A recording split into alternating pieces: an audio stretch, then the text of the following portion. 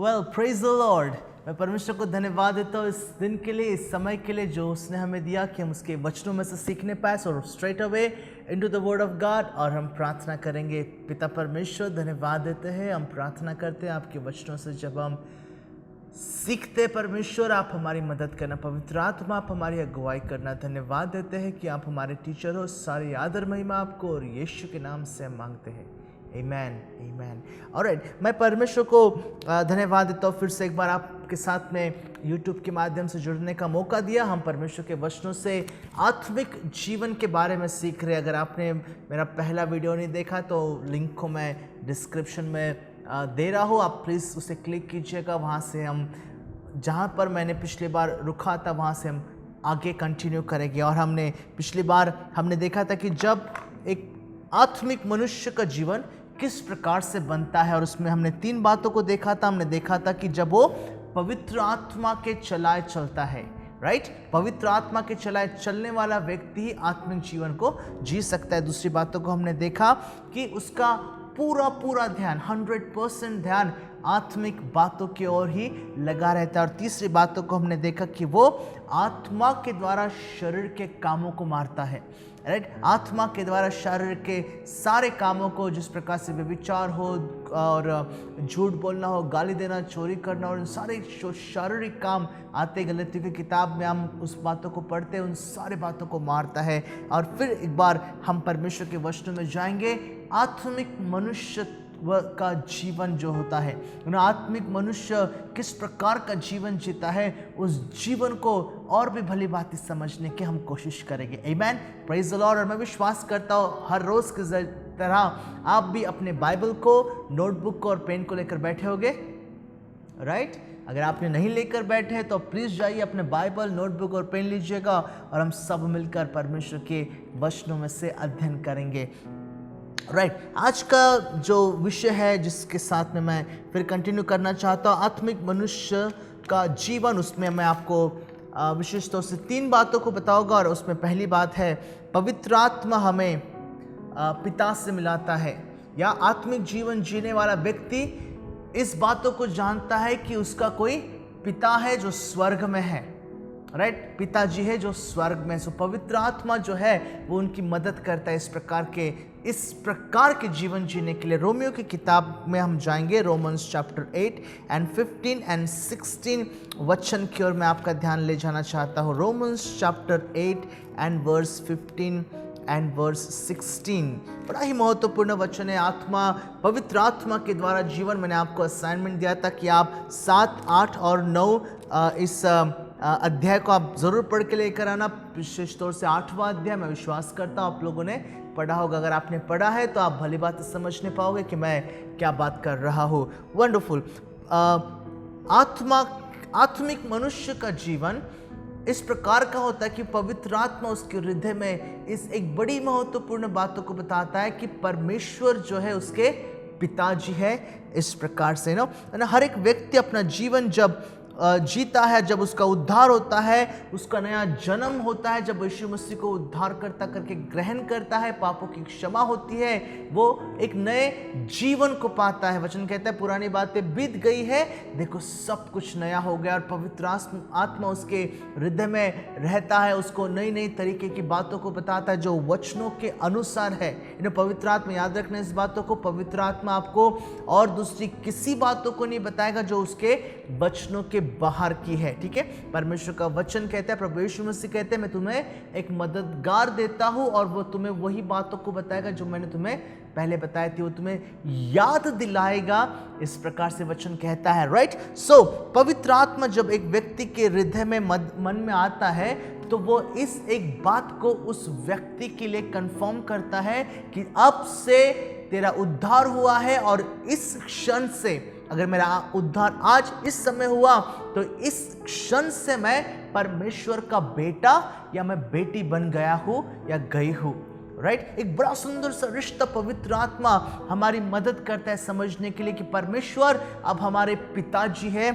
इस प्रकार के हम परमेश्वर के वचनों में से इस बातों को हम जान सकते हैं। पवित्र आत्मा में उन सारी दुनिया की बातों से निकाल कर हमें ऐसे सुरक्षित जगह पर लेकर आता है। उस एक रिश्ते को बताता है कि अभी परमेश्वर जो है तुम्हारे पिताजी है, और पिताजी के हाथों में जब हम रहते तो हम हर समय सुरक्षित रहते। अगर आपके पिताजी है और आप इस बातों का भली बात अनुभव किया होगा कि पिताजी के हाथों में हम बहुत सुरक्षित महसूस करते हैं। ऑलराइट, सो परमेश्वर का वचन हमें उसी आत्मिक जीवन के बारे में बताता है।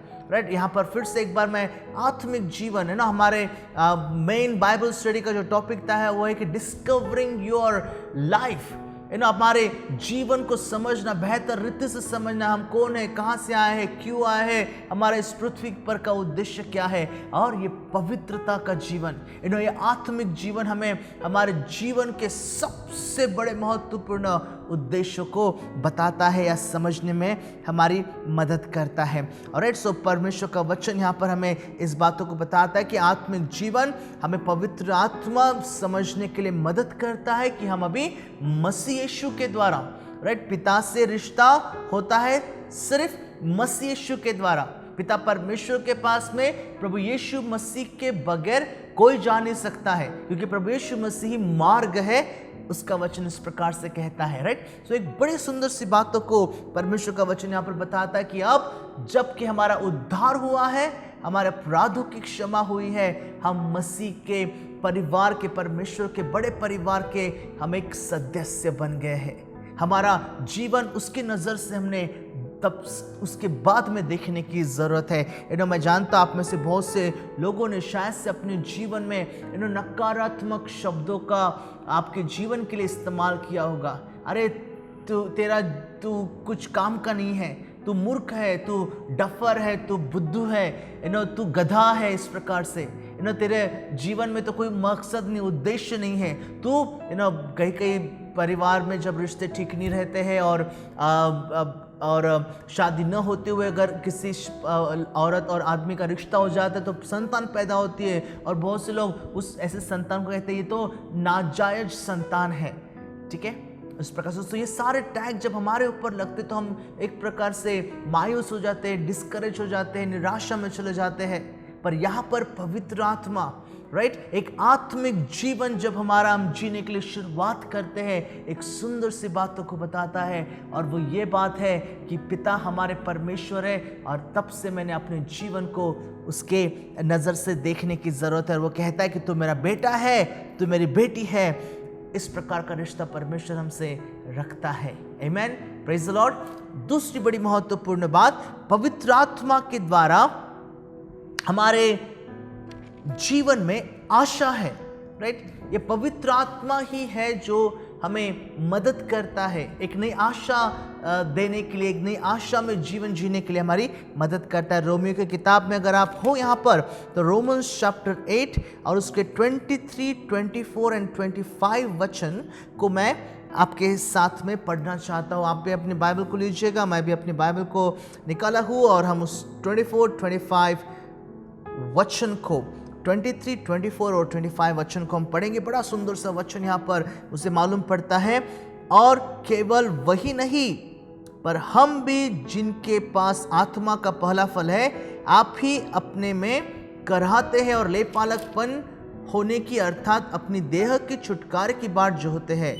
इस आशा के द्वारा हमारा उद्धार हुआ है, परंतु जिस वस्तु की आशा की जाती है जब वह दिखने में आती तो फिर आशा कहाँ रही, क्योंकि जिस वस्तु को कोई देख नहीं रहा है उसकी आशा क्या करेगा। परंतु जिस वस्तु को हम नहीं देखते, यदि उसकी आशा रखते तो धीरज से उसकी बाट जोते भी है। पवित्र आत्मा, इस पूरे वचनों के अनुसार ये पौलुस बताना चाहते हैं कि पवित्र आत्मा हमें एक नई आशा देता है।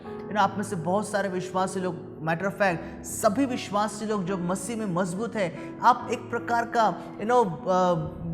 अनकंफर्टेबल महसूस करते हो। राइट, जब आप इस दुनिया में, इस संसार में रहते हो और संसार के तौर तरीके को देखते हो, लोग झूठ बोलते हैं, गाली देते हैं, चोरी करते हैं और दारू पीते हैं, उन सारी बातों को जो पहले हम करते थे अभी नहीं हम कर रहे हैं, पर जब हम उन लोगों को करते हुए देखते तो हम बड़ा ही अनकंफर्टेबल फील हो जाता है। ठीक है, हमें लगता नहीं कि यार ये हमारा समय, ये हमारी दुनिया है, ये हम इस जगह के लिए है इस प्रकार से। और उस प्रकार की भावनाओं को, उस प्रकार की जो बातें हमारे जीवन में आती है, ये पवित्र आत्मा का काम है। हम संसार के नहीं है, हम दुनिया के नहीं है, हम दुनिया के तौर तरीकों में हम हमारा जीवन जी नहीं सकते हैं।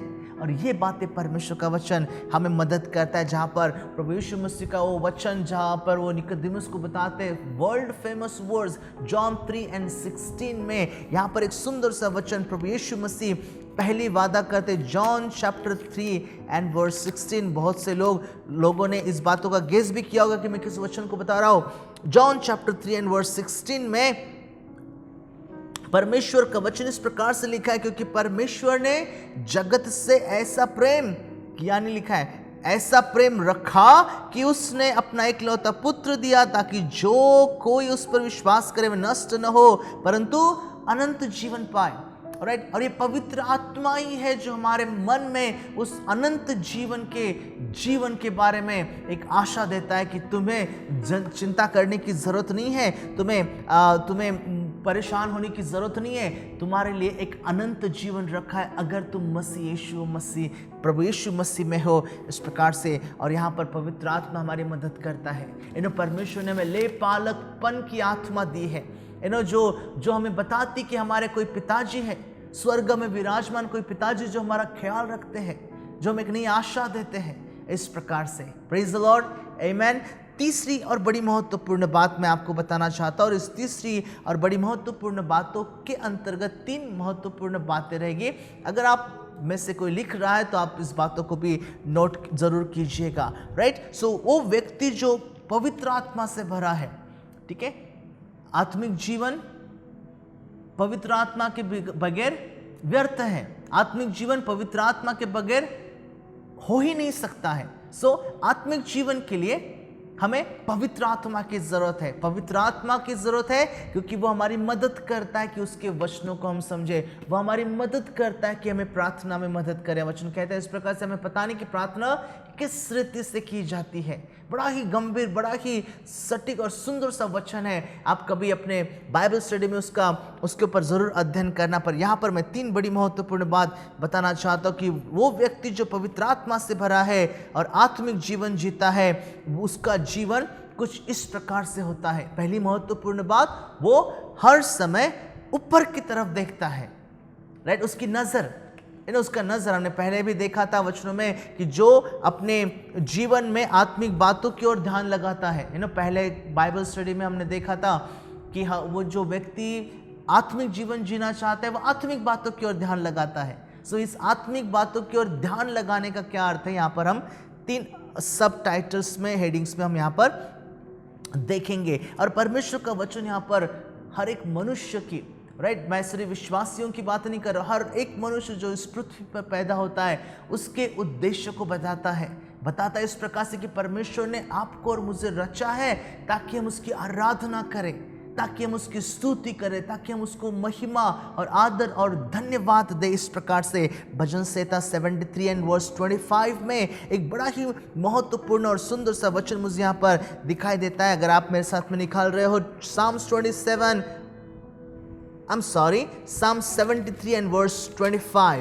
Psalms 73:25 इस प्रकार से लिखा हुआ है, स्वर्ग में मेरा कौन है और तेरे संग रहते हुए मैं पृथ्वी पर और कुछ भी नहीं चाहता हूं।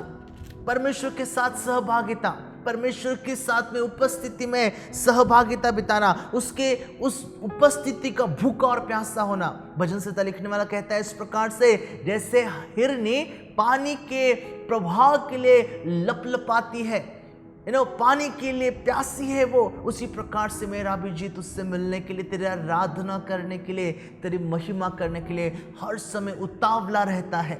हर समय उतावला रहता है। प्रभु का वचन हमें यहाँ पर मदद करता है समझने के लिए। भूख और प्यास, उसका मन, उसका ध्यान आत्मिक व्यक्ति का, जीवन जीने वाले व्यक्ति का हर समय ऊपर की ओर रहता है।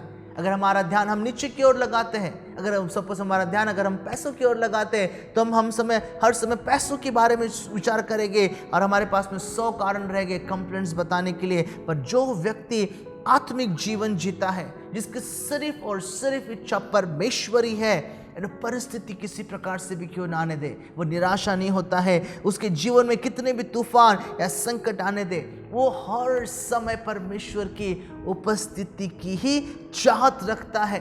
उसका एक उद्देश्य है, बड़ा महत्वपूर्ण उद्देश्य बताना चाहूँगा। उसका एक ही उद्देश्य है कि उसका जीवन प्रभु यीशु मसीह के जैसा जीवन बने।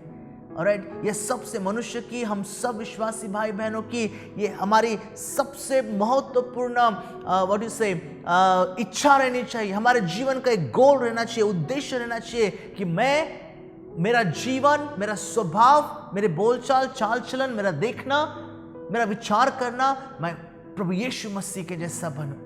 आमेन, प्रेज द लॉर्ड। और परमेश्वर का वचन ये बातों को हमें सिखाने के लिए मदद करता है। दूसरी महत्वपूर्ण बात, उसी के अंदर दूसरी महत्वपूर्ण बात, उसकी नजर उसके अंदरूनी जीवन पर लगी रहती है। राइट, पहले मैंने बताया कि आत्मिक जीवन जीने वाला व्यक्ति की नजर ऊपर की ओर, स्वर्ग की ओर, परमेश्वर की ओर, उसकी चाहत, उसकी भूख और प्यास उसको रहती है। और दूसरी बात, उसकी नजर अपने खुद के जीवन के ऊपर लगी रहती है। इस प्रकार से मेरे प्यारों, मैं इस एक बातों को समझा मेरे जीवन में कि मैं जितना परमेश्वर की पवित्रता को निहारता हूँ, राइट, जितना मैं ज्यादा परमेश्वर की पवित्रता को निहारता हूँ, उतना ही पापी मैं अपने आप को पाता हूँ। राइट, उतना ही पापी मैं वचनों में पढ़ता और परमेश्वर पवित्र है, ये सारे बातों को पढ़ता हूँ। और जब मैं अपने जीवन को देखता हूँ तो मैं कहता हूँ कि प्रभु, मैं कहीं पर भी फिट नहीं हो रहा हूँ। यशायाह नबी की किताब में अगर आप यशायाह नबी के अनुभव को देखते हो तो वो इसी प्रकार से कहता है। Isaiah chapter 6 and verse 1 to 5। अरे बड़ा महत्वपूर्ण वचन है। जस्ट अभी थोड़े समय पहले मुझे याद है, बड़ा महत्वपूर्ण वचन है, पर ये बात मुझे उसके भी जीवन से मैंने सीखा। देखो, इस प्रकार से वचन कहता है, Isaiah chapter 6 and verse 1 to 5। बड़ा सुंदर वचन है और महत्वपूर्ण भी उतना। जिस वर्ष उज्जिया राजा मरा, मैंने प्रभु को बहुत ऊंचे सिंहासन पर विराजमान देखा और उसके वस्त्र की घेर से मंदिर भरा गया। उससे ऊंचे पर सराफ दिखाई दिए। उनके 6 पंख, 2 पंख से वे उसके मुंह को ढांपे थे और 2 से अपने पाँव को, और 2 से उड़ रहे थे। वे एक दूसरे से पुकार पुकार कर कह रहे थे, सेनाओं का यहोवा पवित्र पवित्र पवित्र है, सारी पृथ्वी उसके तेज से भरपूर है।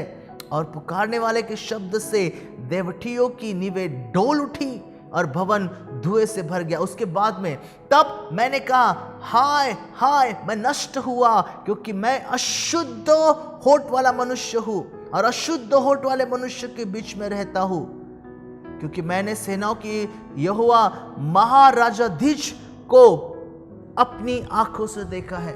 यशायाह अपने परमेश्वर की पवित्रता को जब वो देखता है तो अपने पापमय जीवन को वो समझता है, अपने पापमय जीवन को समझता है।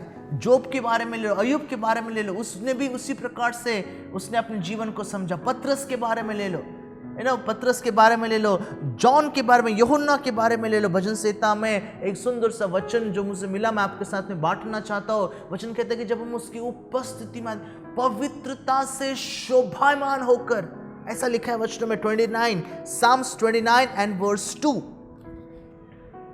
प्लीज बाइबल में से आप इस वचन को मेरे साथ निकाल सकते हो आप। लिखा है इस प्रकार से वचन, साम्स 29 एंड वर्स 2। लिखा है इस प्रकार से, यहोवा के नाम की महिमा करो, पवित्रता से शोभायमान होकर यहोवा को दंडवत करो। पवित्रता से शोभा, जब हम परमेश्वर की उपस्थिति में जाते हैं, मैंने अपने आप को जांचने की जरूरत है। पवित्र व्यक्ति, पवित्रता में जीने वाला व्यक्ति, या दूसरे शब्दों में मैं कहूँगा कि आत्मिक जीवन जीने वाला व्यक्ति हर समय अपने आप को परखता है, जांचता है, देखता है कि कैसे ऐसी कोई बातें जो परमेश्वर को पसंद नहीं है उसके जीवन में है या नहीं है। और वो हर समय कोशिश करता है कि उन सारे बातों को जो परमेश्वर पसंद नहीं करता है वो अपने जीवन से निकाले। और परमेश्वर का वचन यहाँ पर ऐसे आत्मिक जीवन को जीने वाले व्यक्ति के बारे में बात करता है। वो जांचता है अपने आप को, वो जांचता है, पवित्र आत्मा उसकी मदद करता है ये बात समझने के लिए कि उसका पूरा स्वभाव, उसका पूरा विचार, उसकी पूरा चाल चलन, उसका संपूर्णता का जीवन वो पवित्रता से शोभायमान होकर परमेश्वर की उपस्थिति में जाकर उसको प्रणाम करे, उसको महिमा करे, उसको आदर और महिमा दे। और ये सारी बातों की शुरुआत आत्मिक जीवन जीना अगर आप चाहते हो तो उसकी शुरुआत पवित्र आत्मा से होती है। पवित्र आत्मा से होती है, जो पवित्र आत्मा आपको परमेश्वर के वचनों से सिखाता है और समझाता है, जो आपको मसीह की और नजदीक लेकर जाता है, जो आपको उसके वचनों के रहस्य को प्रकट करता है समझने के लिए, जो आपके जीवन के उद्देश्यों को बताता है। और ये पवित्र आत्मा का काम है। और हर एक आत्मिक जीवन जीने वाले व्यक्ति को ये बातें, भली बातें समझने की जरूरत है। मैं विश्वास करता हूँ अगर आप आत्मिक जीवन जी रहे हो तो इस बातों को आप भली बातें समझोगे। तीसरी बड़ी महत्वपूर्ण बात, पहले मैंने आपको कहा कि वो ऊपर की ओर उसकी नजर रहती है, और दूसरी बात मैंने कहा वो अपने अंदर झांक कर देखता है, अपने जीवन को देखता है, जांचता है, टटोलता है, परखता है। और तीसरी बात वो बाहर उसकी नजर जाती है। राइट, विश्वासी बनने का अर्थ इतना ही नहीं कि हम अपने घर में बैठे बाइबल ले, प्रार्थना करें और आराम से बैठे रहे और हमारी जिम्मेदारी वहीं पर खत्म हो गई। नहीं, परमेश्वर का वचन हमारी जिम्मेदारी को और भी बेहतर रीति से बताता है। उसके वचनों में लिखा है इस प्रकार से, मुझे प्रभु यीशु मसीह का वो वचन याद आता है जहाँ पर प्रभु यीशु मसीह चेलों को, विश्वासियों को ये बात कहते हैं। क्या कहते हैं पता है? दो बड़ी महत्वपूर्ण बात, तुम पृथ्वी के नमक हो, तुम जगत की ज्योति हो।